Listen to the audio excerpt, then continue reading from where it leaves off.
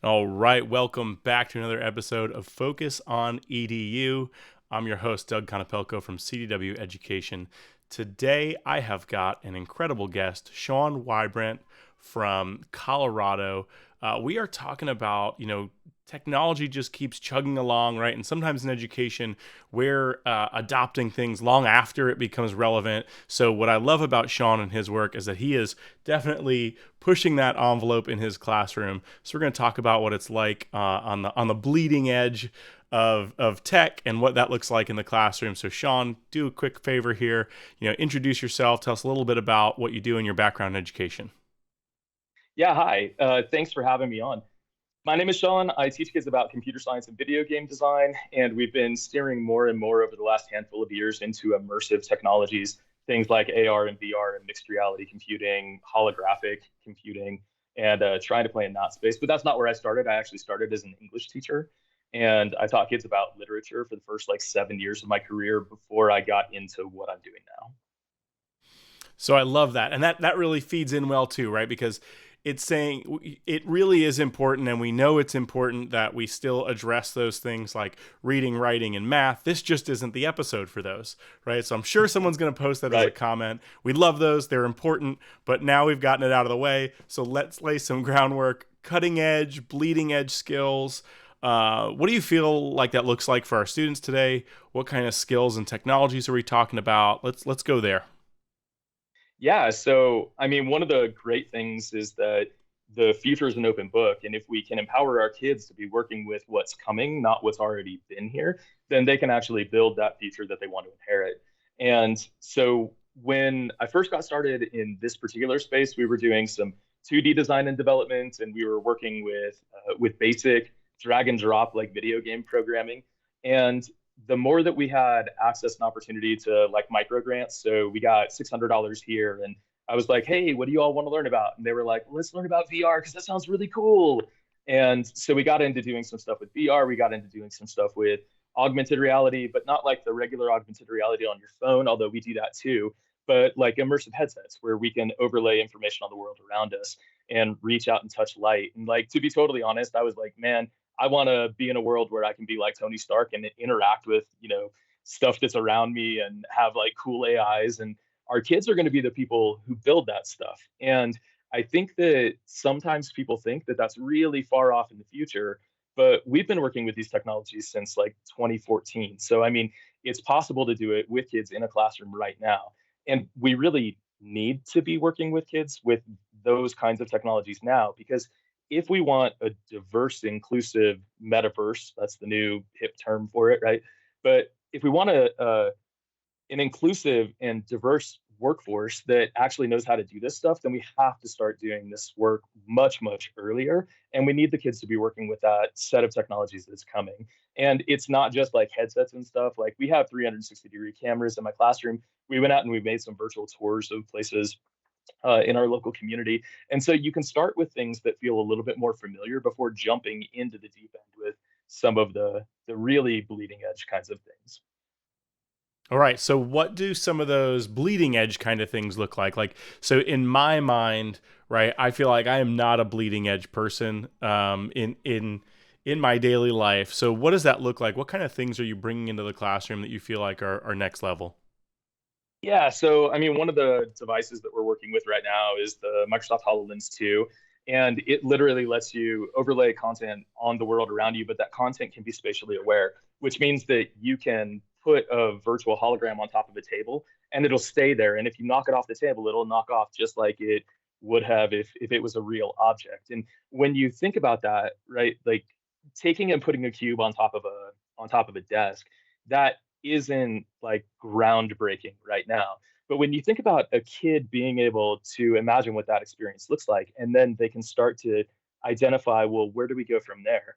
Pretty soon, the kids are doing things like building immersive environments where you can walk around and you can interact with spacesuits at scale that we'll never have in our classrooms. And the students are the ones who are kind of thinking about how we actually do that. A project that we worked on a while back was for the first version of this headset. And what we did was we put virtual laser emitters on top of the ceiling, and they would automatically place and attach to the ceiling, and then they would shoot out virtual lasers, and then we could put virtual mirrors in space in order to bounce virtual light around real objects.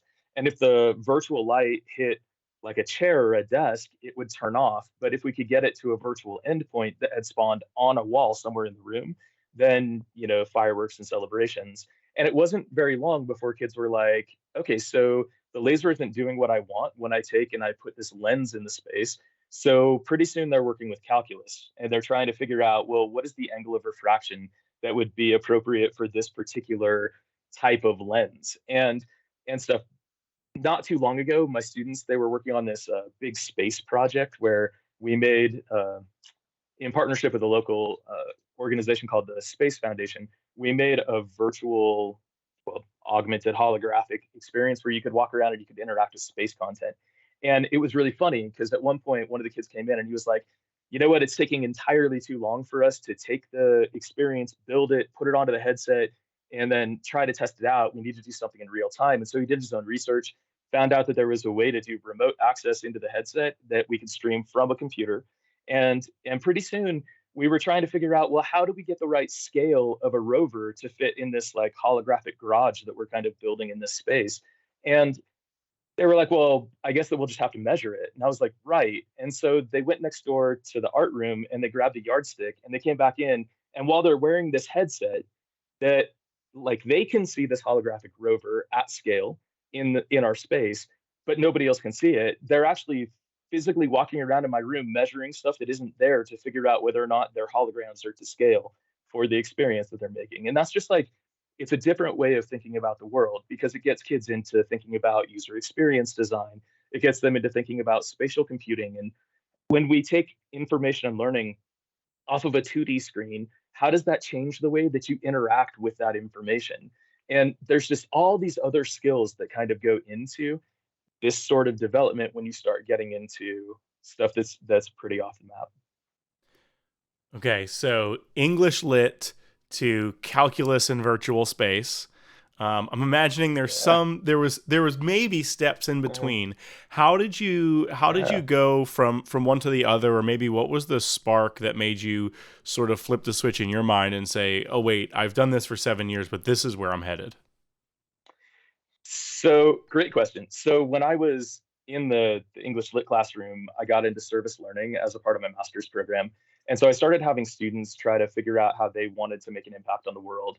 I really believe that it's not our job to tell kids what to think, but it's our job to teach kids how to think. And so I had them identify different kinds of things that they thought were really important. And then as a way to work with persuasive writing and persuasive techniques, I had them try to convince their peers to care enough about their project to have us actually as a class try to tackle it. And we did that a number of times. So we ran an anti-influence driving campaign for the school, and we had some clothing hand delivered to an orphanage in Swaziland when it was still Swaziland, and and we had a bunch of these kinds of things that we did. But one of the threads that tied it all together was that it was really important when we were doing that work to come up with an online presence, to come up with different digital tools that we could use in order to help people understand the message. And so I was pretty invested in this idea of using digital tools with kids, even to do the English work, because really that's what we do today, right? Like we use lots of digital tools to communicate and try to convince people to do whatever it is that we're trying to have them do.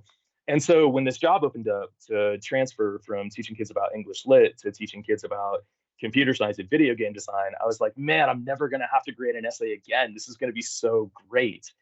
And then what happened was that I got over and I was like, yeah, I mean, to be totally honest, I thought like, man, it's going to be so cool when my final exams for kids are video games and then I just have to play them. That'll be fantastic. And it wasn't until I actually got in and started working with this that I started realizing, man, this stuff is really hard. It's really hard to really do original thought. It's really hard to make something that doesn't already exist. And it's really hard to get in and to start working with all these different kinds of tech. And so I stopped believing that I had to be the person who knew everything. And instead, I tried to figure out how do I empower kids to with the right skills research skills, communication skills, planning skills, whatever the skills are that they would need in order to be able to really learn how to become learners so that they could go down the rabbit hole. Like I still don't know calculus, but I don't need to because there's some kid in my class who knows calculus. And my job is to help him understand that the calculus that you're learning in your math class, we can actually apply that in real ways on the inside of our experiences. You don't need me to teach you the calculus. Like, dude, that's somebody else's job. My job is to teach you how to pick a project that's worth doing and help you find the resources and the guidance that you need to start creating things. Now, after a number of years doing this, I have a bunch of skills now, but I never assume that I'm the one who has the most information in the room or that I'm the one who has to have the right answer. We try to play in spaces where we don't know what the answers are, and that's how you know that you're actually playing in an innovative space. So why is it important to kind of get one step ahead, right? So you're talking about using the Microsoft HoloLens 2. You've talked about just what this all looks like working in these virtual spaces. Right? I think folks have probably seen it in a few commercials, right? Like showing off new tech, but probably not Right. like the actual implementation of a lot of these things. So why is it Yeah. important that we're teaching those types of skills to our students in our schools? I think it's really important for us to teach those kinds of skills to our kids right now because they're the people that are going to be making these experiences in the not too distant future. And the longer we put off giving them access and opportunity to make those experiences and learn those skills, the longer it takes them to get into the field. And by the time they get into the field and realize that this is what they want to do, some of the stuff will have already been done. But it may have been done by a minority of the people, right? It may have been done by the people who have always historically done things, but software only gets made by people who know how to make software. And so there are problems that those people may not experience. And so it's really important for us to get kids into the space of being able to interact in these ways with new technologies while they're still in school, because it gives them opportunities to open up new ways of thinking and new ways of developing for the future. Now, this kind of technology is going to have a dramatic impact on the way that education works. So, for example, earlier this year, I was presenting in New Jersey, and I was on the stage in New Jersey, and I had a guest that was on stage with me, and we were presenting in real time. And I called one of the students in my classroom, and I asked him if he could open up the experience. And he opened up the experience in my classroom in Colorado, and the three of us, put together a rover at the same time in the same game lobby. So, location doesn't matter in some ways as much anymore. And now that we have the ability to like beam virtual avatars into these spaces and have those avatars not look like silly game avatars that are really childish, but actually look like real people, you're starting to eliminate some of the barriers to being able to empower people across the world to be able to do work together in really meaningful ways. And it's going to have a dramatic impact on our lives. The earlier we get kids to understand what stuff like that looks like and how it works, the more likely it is that they see themselves in those spaces in their future.